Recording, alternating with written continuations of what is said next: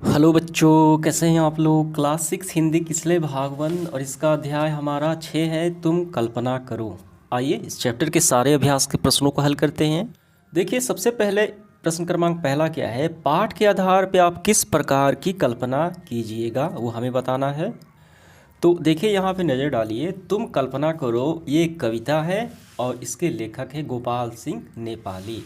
तो ये जो कविता है ये 4 पदों में विभाजित है। पहले पद में कल्पना करने की बात की गई है, दूसरे में कामना करने की, और तीसरे में याचना करने की, और चौथे में योजना करने की बात की गई है, ठीक है, लेखक द्वारा। तो हमें सवाल में क्या बताना है, पाठ के आधार पर आप किस प्रकार की कल्पना कीजिएगा। इसका मतलब इस पहले पद में कल्पना करने की बात की गई है। देखिए, अब घिस गई समाज की तमाम नीतियाँ, अब घिस गई मनुष्य की अतीत रीतियाँ, ठीक है, दे रही चुनौतियाँ कुरीतियाँ हैं, जिन राष्ट्र के शरीर श्रृंगार के लिए तुम कल्पना करो, नवीन कल्पना करो। यानी पहले में हमें नवीन कल्पना करनी है, ठीक है, जिसमें जो तमाम पुरानी नीतियाँ हैं, रीतियाँ हैं, जो कुरीतियाँ हैं, सबको हटाकर नवीन कल्पना करना है, ठीक है।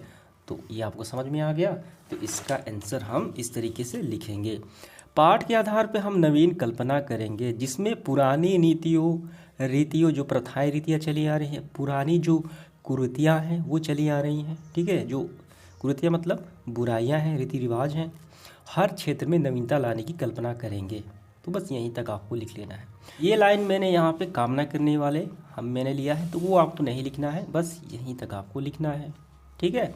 तो इसका आंसर हमारा है। आगे बढ़ते हुए देखिए दूसरा सवाल, राष्ट्र के शरीर कहने से आपके मन में किसका चित्रण आता है। तो राष्ट्र के शरीर की बात की गई है यहाँ पे। दे रही चुनौतियाँ तुम्हें कुरीतियाँ, निज राष्ट्र के श्रृंगार के लिए तुम कल्पना करो, नवीन कल्पना करो। यानी पुराने तमाम तरह की नीतियाँ रीतियाँ जो कुरीतियाँ हैं, बुराइयाँ हैं, उनको हटाकर नए श्रृंगार, नए संकल्प, यानी नए विचार की कल्पना हमें करनी चाहिए। यानी निज राष्ट्र के शरीर के श्रृंगार, ठीक है, राष्ट्र को नए तौर पे बनाने की कल्पना करनी चाहिए। तो हमें लिखना है इस तरीके से।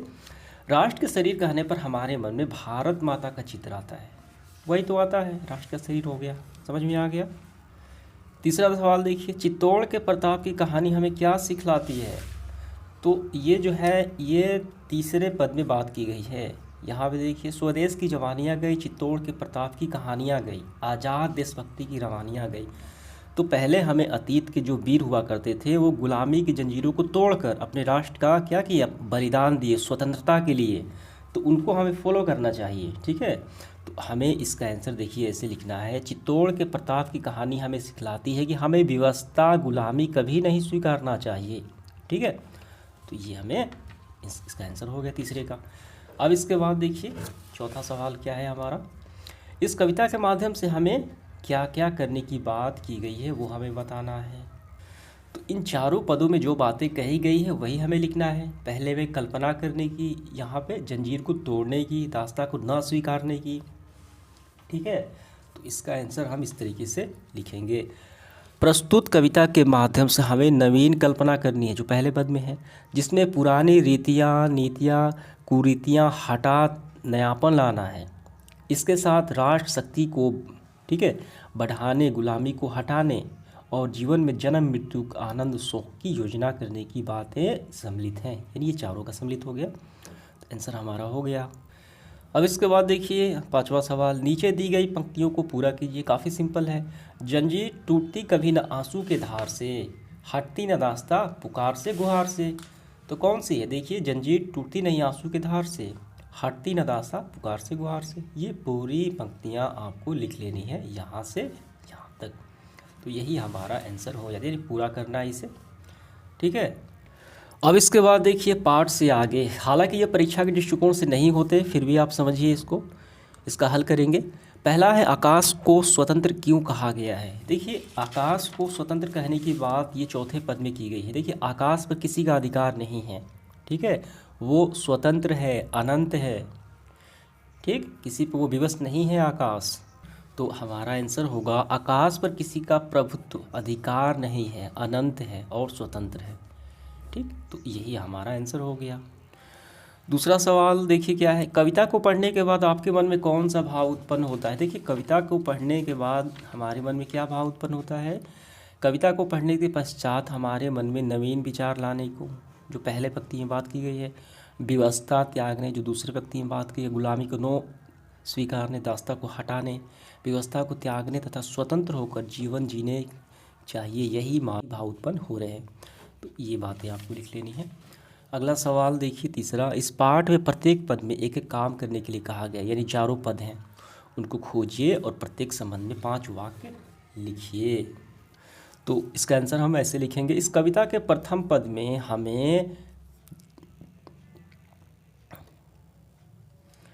नवीन कल्पना करने की बात है, दूसरे पद में राष्ट्र शक्ति को बढ़ाने, आंसू दुख दास्ता को तोड़ना, तीसरे पद में हमें अपने वीर जो स्वतंत्रता के लिए अपना बलिदान दिए है याद करना, राष्ट्र के ठीक है, तथा राष्ट्र की सूर्य चंद्र की समृद्धि को कल्पना करना, यानी ये। और चौथे पद में आपको लिखना है, चौथे पद में आकाश की तरह स्वतंत्र, यानी किसी की गुलामी ना सहना, ठीक है, और आनंद शोक जन्म मृत्यु के लिए योजना तैयार करना। तो ये आपका आंसर हो गया। चारों पद की बातें आपको बस इसमें लिखनी थी। इसके बाद देखिए आगे बढ़ते हुए हम देखेंगे प्रश्न क्रमांक चौथा, इस कविता को पढ़ने से मेरा मन डैश से भर गया, तो उत्साह से भर गया। उचित शब्द चुनकर रिक्त स्थानों को भरिए और चुने गए शब्द अपने विचार दीजिए।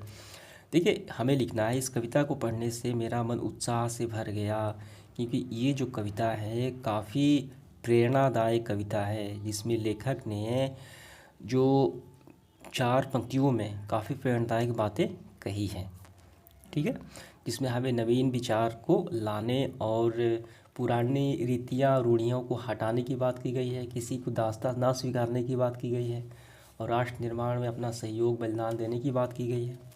बस यही आपको लिख लेने हैं। व्याकरण देखिए हम लिखेंगे, र के विभिन्न भिन्न रूपों का प्रयोग करते हुए 5 शब्द लिखिए। काफ़ी सिंपल है, देखिए र का यहाँ पे है, माँ पे, यहाँ पे माँ पे, फिर यहाँ पे ट पे, तो हम बनाएंगे ठीक इसी तरीके से। उम्र का है कद्र, नम्र देखिए यहाँ पे है, ठीक है, और यहाँ पे देखिए भद्र, फिर यहाँ पे कब्र भी हो गया।